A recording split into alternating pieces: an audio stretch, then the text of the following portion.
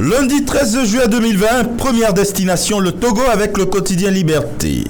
Investissement de la Banque mondiale au Togo, un déni des droits et des textes par la SFI aux dépens de 13 villages côtiers, lit-on. Togo Matin lui offre sa une à la coopération bilatérale et multisectorielle entre le Gabon et le Togo. Foria Singbe et Ali Bongo échangent aujourd'hui à Libreville, apprend le journal.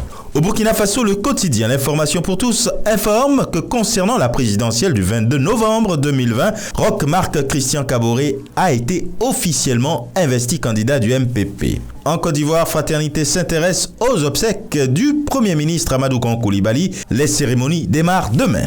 Idem avec le jour plus, décès du Premier ministre. Les obsèques démarrent demain, le programme complet. Et Ahmed Bakayoko de dire à la mère du défunt Premier ministre « Tu peux être fier de ton fils ». Une conversation relayée en manchette du quotidien Le Patriote.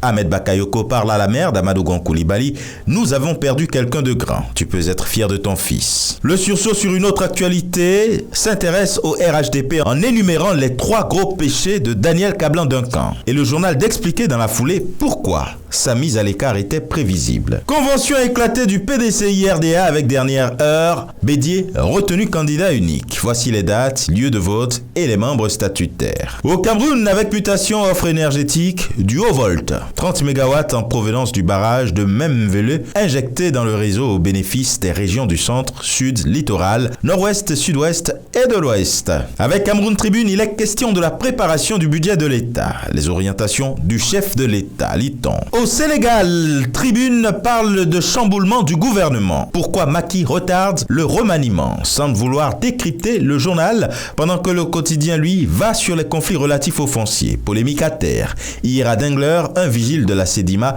menace des députés avec son arme. Sur liquidité bancaire et faiblesse du financement de l'économie avec le soleil, les raisons d'un paradoxe. Et pour ce qui est de Walf Quotidien, on parle de malgouvernance, scandale, mandat, la Côte d'Ivoire et le Mali avertissent le Sénégal. Et enfin au Bénin avec la presse du jour, BEPC 2020, 149 398 candidats composent dès ce lundi. Le Matin, dans sa livraison du jour, revient sur les dernières performances réalisées par l'économie béninoise et le ministre Wadaï d'expliquer les dessous de cette embellie. Et de deux avec la nation percée du Bénin au plan économique, le fruit d'un travail synchronisé selon le ministre Romuald Wadaï. Et enfin Fraternité qui offre sa une à Alain Orula qui, s'exprimant sur le parrainage pour la présidentielle de 2021, dit, et le journal cite, « Le code électoral est la référence en la matière et ce sera tout pour aujourd'hui.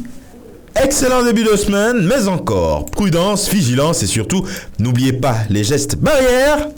À demain !»